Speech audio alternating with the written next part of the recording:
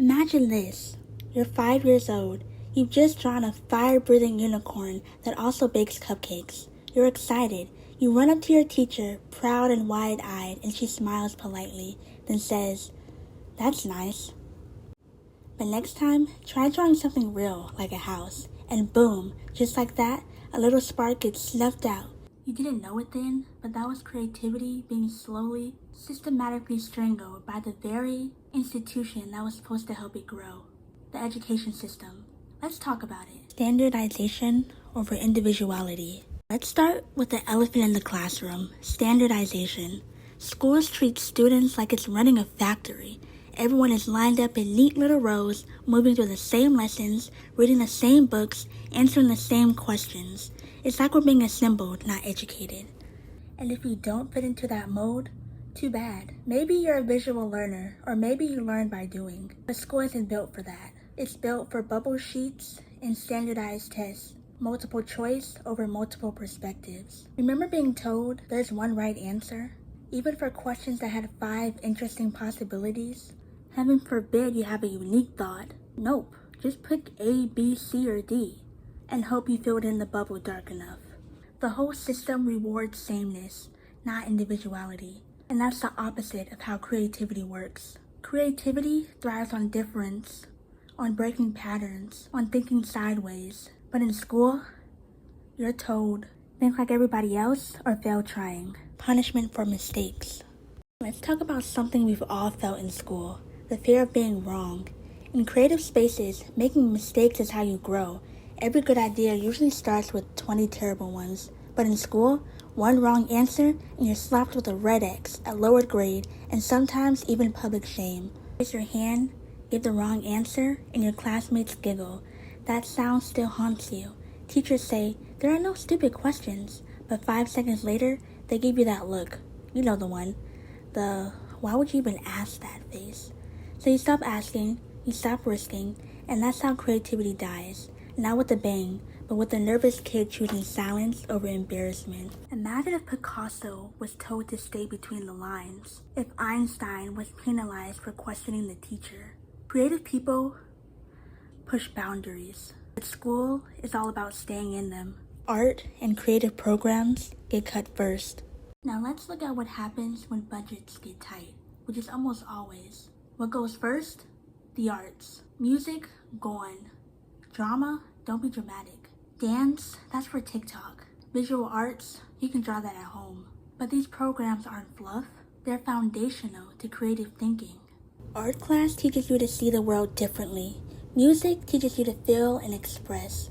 Drama builds confidence, empathy, and storytelling. These subjects develop skills that can't be measured with a Scantron test. Yet they're treated like optional extras, like sprinkles on a cupcake instead of the yeast in the dough. Cutting the arts is like saying, let's remove color from the rainbow. It's too expensive. And when you tell kids that their passions don't matter, they start to believe it. One right answer culture. Read a passage and then you answer, what did the author mean? But don't actually give your opinion. Oh no, what they meant is what's written in the teacher's edition of the textbook. You learn how to parrot the correct answers, not how to develop your own ideas. It's like training kids to become little robots. Just input, process, and output. No wonder we struggle with critical thinking later in life.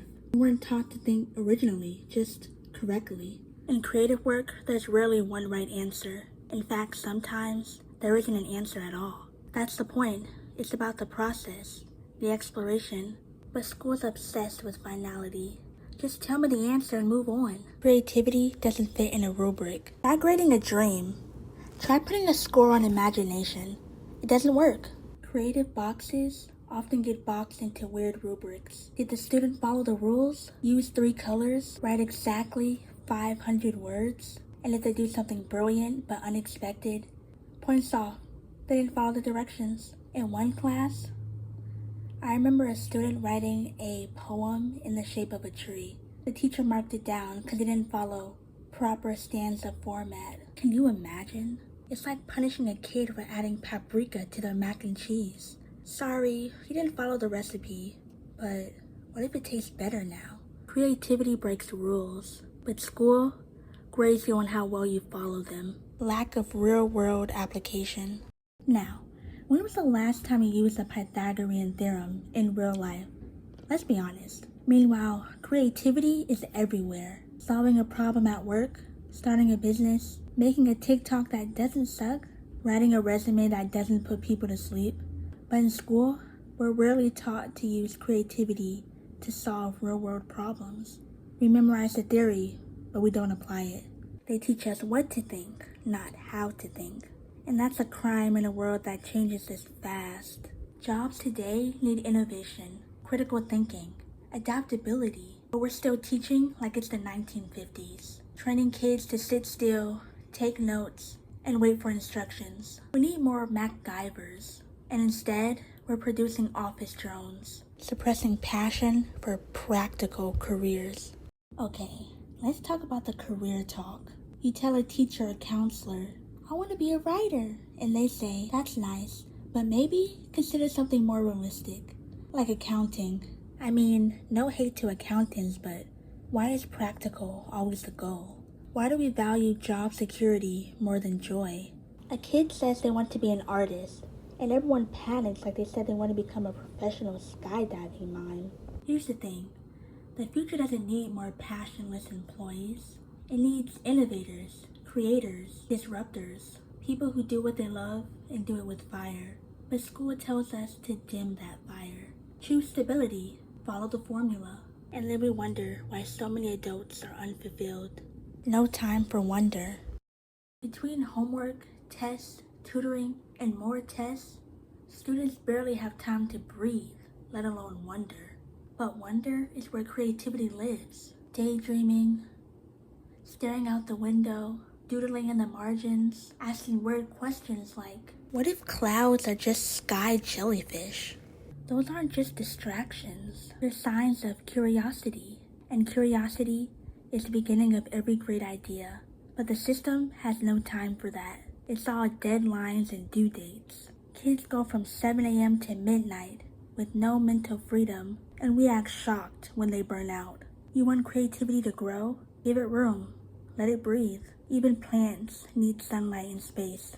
So do kids. Creativity is seen as a distraction. If you've ever drawn in your notebook during math, or asked a random what-if question in science class, chances are someone told you to focus. But what if that doodle was the beginning of a comic strip? What if that question led to a theory? Kids who think outside the box often get labeled as weird or difficult or unfocused. But that's just how creativity shows up sometimes. It doesn't always wear a tie and raise its hand politely. A lot of creative behavior doesn't look productive, but it is. It's just not measurable in a test. The education system needs to stop pathologizing creativity like it's a distraction. It's not. It's a gift. Sir Ken Robinson's legacy. And of course, we can't talk about this without mentioning Sir Ken Robinson. His TED Talk on Do Schools Kill Creativity has over 70 million views, and for a good reason. He said what we all felt deep down but couldn't articulate. Creativity is as important as literacy, and we should treat it with the same status. That line alone, mic drop. He explained how schools were built during the Industrial Revolution to create workers, not thinkers. People to fill jobs, not to imagine new ones. And while the world evolved, the system didn't. His message hit so hard because it was true for a lot of us. We remembered how we used to draw, write, build, and dance. And then we remembered why we stopped. And the tragedy is, most of us didn't stop because we wanted to. We stopped because someone told us it wasn't important. Sir Ken wasn't just pointing out a flaw. He was calling for a revolution. And honestly, it's long overdue. Final thoughts. Here's the thing. Kids aren't born uncreative. Watch any toddler. They'll make up songs, create imaginary friends, build castles out of couch cushions. They're not worried about being wrong. They're curious, bold, weird, brilliant. But somewhere along the way, we teach them to stop. We teach them there's only one right way to think, one path to follow, one version of success. And we call that education. But maybe it's time to call it what it really is. A creativity killer. The good news? We can fix it. We can build classrooms where questions matter more than answers, where mistakes are signs of growth, where imagination isn't just allowed, it's celebrated. Because the world doesn't need more rule followers. It needs more dreamers, rebels, artists, inventors, weirdos, and storytellers. It needs more kids that believe that a fire-breathing, cupcake-baking unicorn is totally a valid career path. Let's not teach them otherwise.